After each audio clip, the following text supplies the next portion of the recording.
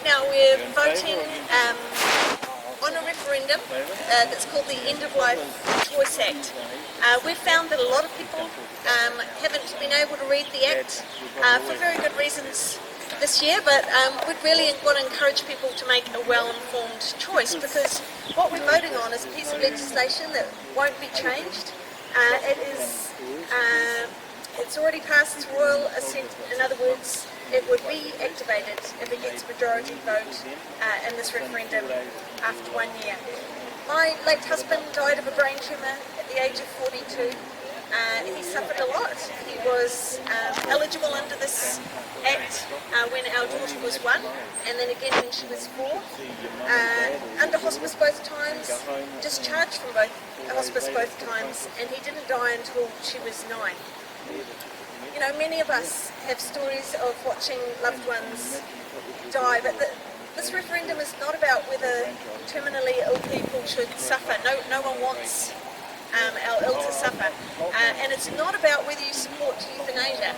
This referendum is about whether the End of Life Choice Act 2019 should come into force. The Act gives people with a terminal illness the choice of requesting assisted dying.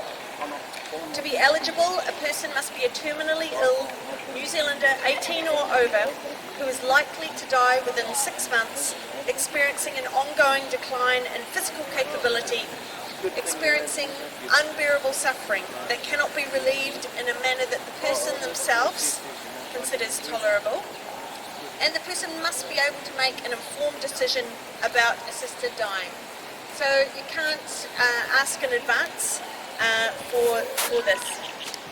So as voters, it's our job to decide whether this particular piece of legislation contains processes to ensure that only eligible people would access assisted dying without the risk of wrongful deaths, without the risk of being coerced into it. The Royal College of GPs said there's no way that they can guarantee they'd pick up on all instances of coercion. Our Seniors Minister, Tracy Martin, just said 1 in 10 of us, elderly Kiwis, are abused in some way. And that goes often undetected, often unreported. So we know this for New Zealand. It's important to note that most overseas assisted dying laws are defeated. UK, New South Wales, at least 29 American states, 33 jurisdictions have said no, only 5 have said yes in the last 5 years. I find that the public falls in 4 camps. There are people that don't care. There are people who are for assisted dying and for the Act. There are people who are against assisted dying and against the Act.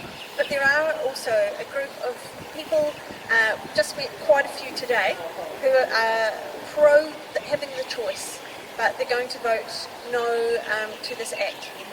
They see that it is not fit for purpose, and that there could be wrongful deaths. Why? Well, we're going to talk to Ruth, our lawyer, here in a moment. 200 lawyers, both for and against assisted dying, have signed an open letter publicly denouncing this Act. Why is that? It's because they found flaws in it. It's only 18 pages. It's woefully short on detail. It does not contain witnesses at any point in the process. It doesn't contain a cooling off period.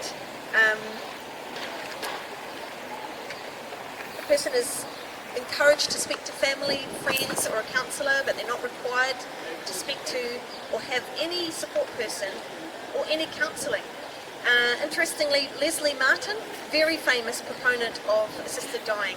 She is the one you'll remember who was convicted of attempting to murder her mum. She was a nurse and her mum was very sick. She says this Act, as it is, there's only been one change since she made this comment, lacks specialised counselling for people before they're going to make this big decision. She says, Leslie Martin says, it does not look after the person themselves or their family. If she can point out the Act, and she's the one that got this ball rolling, it is a wonder that we wouldn't look at why she is concerned. The Act contains both voluntary euthanasia, where a doctor administers the lethal dose, and assisted suicide, where the person can take the dose themselves. Most people in countries where they have both would go for euthanasia, the doctor doing it for them. Many doctors are opposed to this, but there are enough who are for it. A doctor can decline based on conscientious objection, but they must refer you to a list of doctors who will do this. I spoke to a GP in Whangarei. He said he won't be referring, so that'll be interesting to see what happens to him and others like him. 73% of Kiwis think that it's for people with terminal illness, provided that they don't have depression or a mental illness, but actually the Act does not categorically exclude anybody because of mental health. It's that the person must be mentally competent, able to understand what they're doing.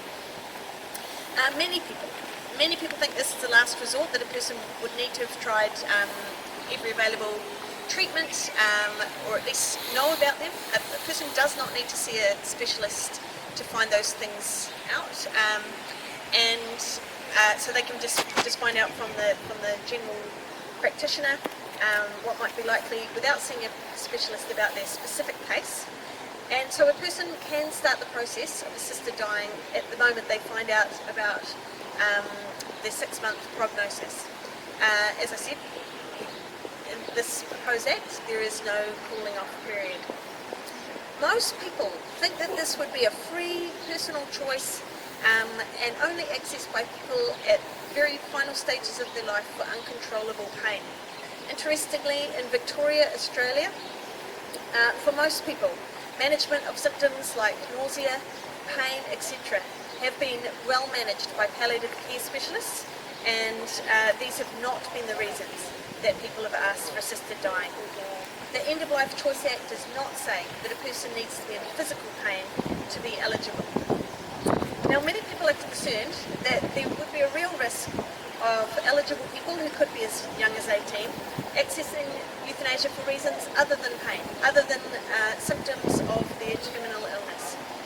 Things like subtle or direct pressure that is undetected, a lack of societal or professional support. My concern is that people don't know what's in the Act. They don't realise just that it's only 18 pages. And in weighing up choice and public safety, they just haven't known enough to be making that. They say there's no evidence of abuse overseas. Well, of course your key witness is dead. So I wonder whether we can really say that there won't be abuse when we know that it's rife in our country. And the Royal College of GPs have said they just can't rule it out. Another group that has just spoken out is psychologists. And psychologists have told us that they've been left out of this. They're not being called upon to detect coercion or to see about someone's mental health. It's just wrong that someone might ask for assisted dying for the underlying medical condition of their mental illness, not their terminal illness. And their mental illness with treatment might put them in a very, very different space to face their terminal illness. Have we thought about that? That definitely does not exclude people with a mental illness, and definitely does not require anyone to get treatment for anything. What it says in the Act is that a person needs to be suffering unbearable suffering in a manner that the person themselves deems intolerable. So it can't be relieved in a manner that they find tolerable. So the unbearable suffering most definitely can be psychological. Healthy older Kiwis who want this, in an Otago study that's just come out, have actually said that they don't want it for pain. They want it for fear of being disabled and fear of being a burden. So we don't even need to look overseas to see why, what motivations people have. And I just feel so sad about that because someone said to me, but if we feel a burden, we are a burden. But is that in fact a reason that society wants for people to have access to assisted dying? Do we want that to be the case for people we know, that they died prematurely for the reason that they themselves felt a burden. We are a mixed group here. Some of us are vulnerable because we have disabilities. People say, look, the disabled don't have an argument here. Of course they do. They can get a terminal illness just like anyone else, except that they already might need a lot of care. So that lack of care can be a very real reason that people are tempted to access assisted dying. Tyrone has written a brilliant piece about this, Tyrone Cook. And also the fact that our palliative care is great when we have it. It is so great when we have it, but it gets such a mixed review in this country. And so not everybody has equal access to good palliative care.